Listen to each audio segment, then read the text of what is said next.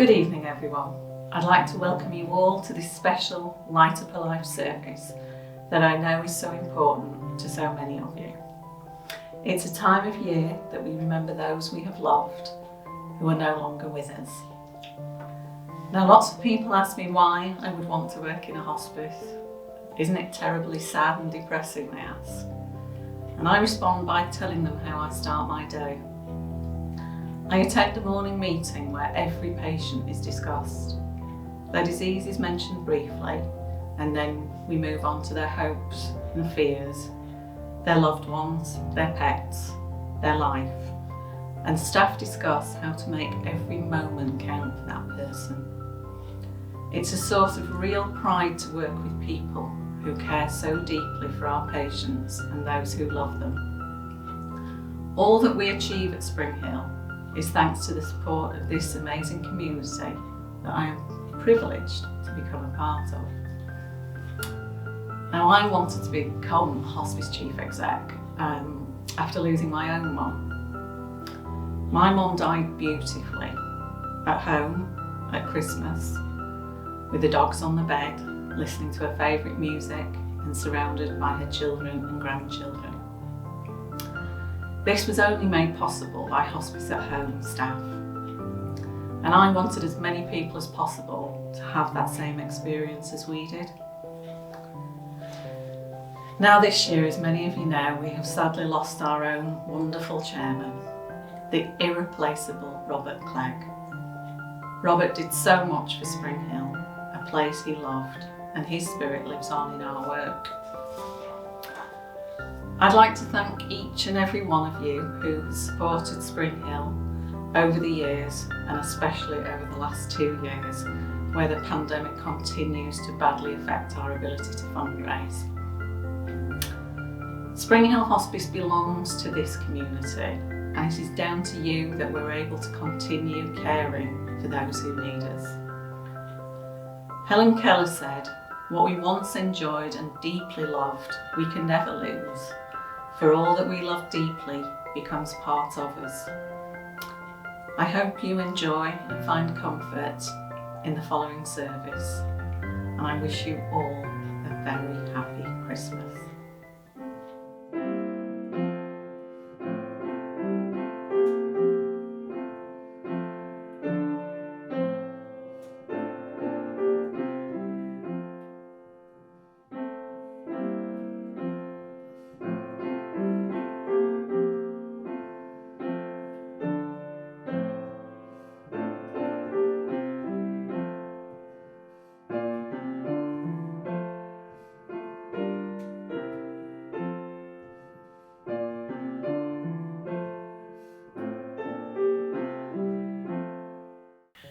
I expect you've come to this service today with a particular person in mind, or maybe more than one person, whose life you wish to remember and celebrate.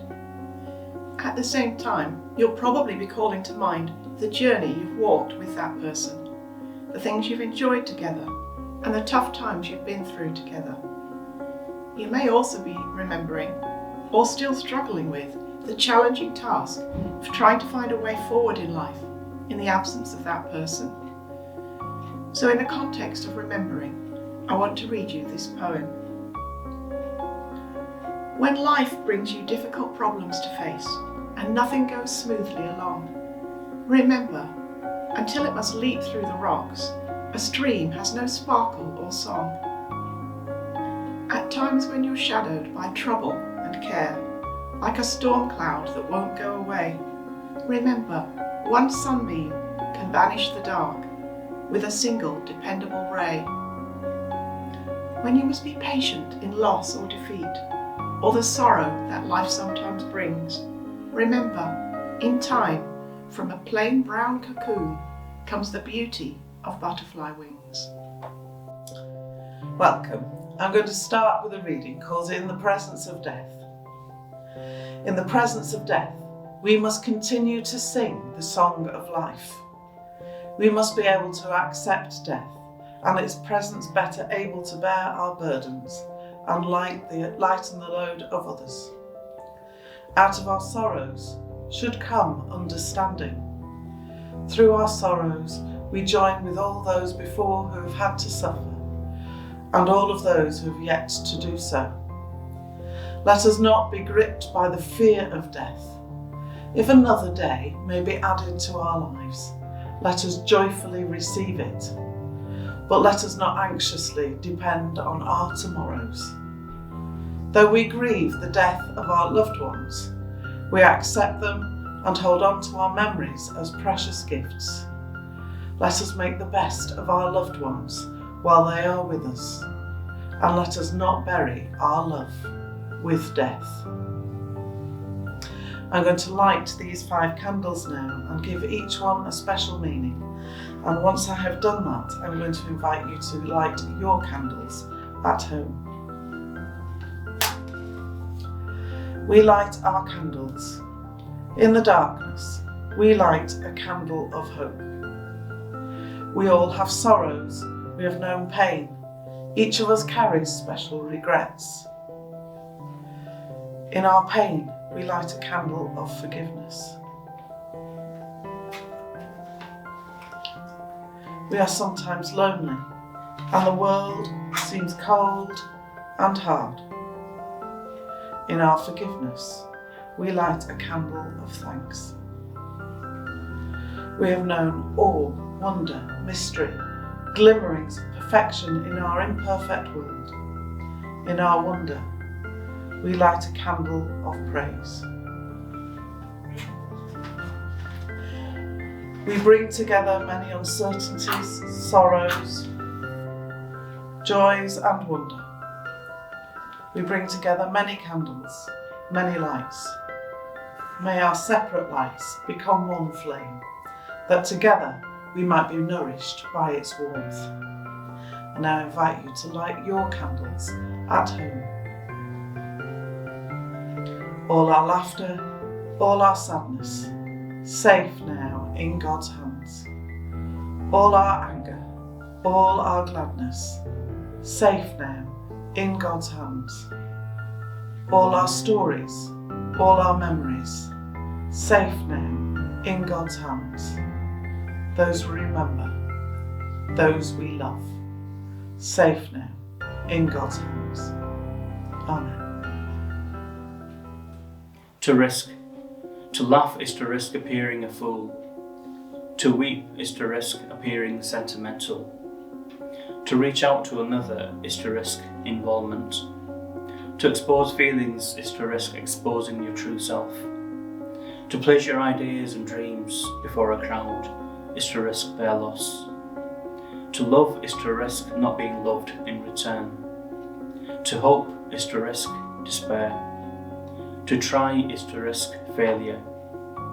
But risks must be taken because the greatest hazard in life is to risk nothing. The person who risks nothing, does nothing, has nothing, is nothing. He may avoid suffering and sorrow, but he cannot learn, feel, change, grow, or live. Chained by his servitude, he is a slave who has forfeited all freedom. Only a person who risks is free. The pessimist complains about the wind. The optimist expects it to change. And the realist adjusts the sails. William Arthur Ward.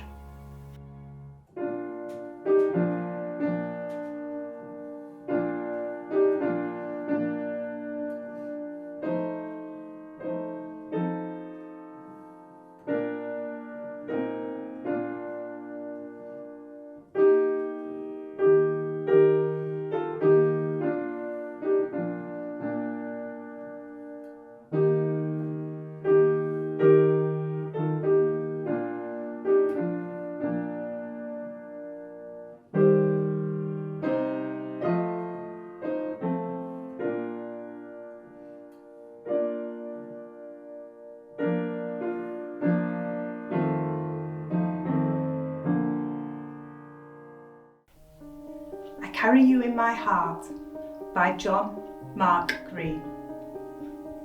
You have carried me in your heart all these years. Now, I will always carry you in mine. Memory from the wonder years. Memory is a way of holding on to the things you love, the things you are, and the things you never want to lose. We stand together with you, helping to keep your memories burning bright with Light Up a Life.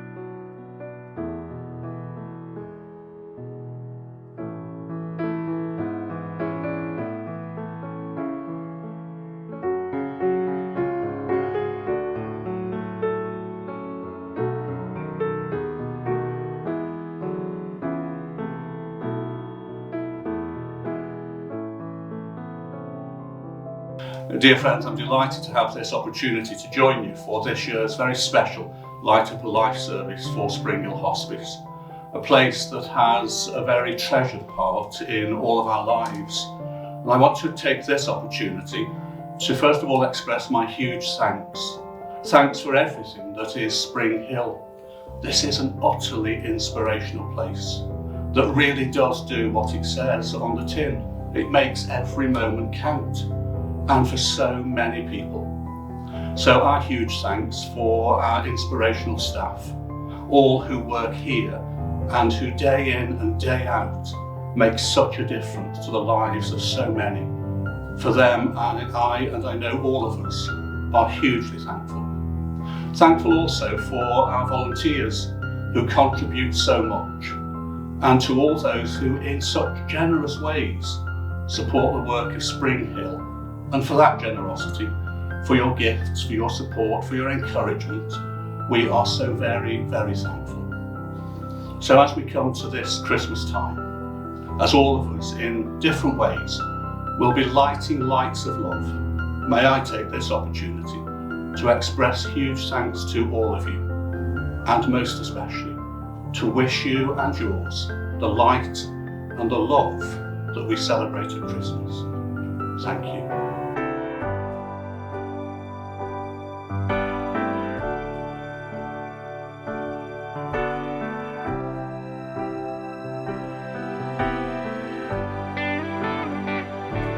When you need a shoulder you can cry on, I'll be there to wipe your tears away. When it takes someone you can rely on, you can call me any time of day. When no one else will listen, I'll hang on every word till you realize there's someone who really cares. When you need someone who'll always love you, you're not alone. You're not alone.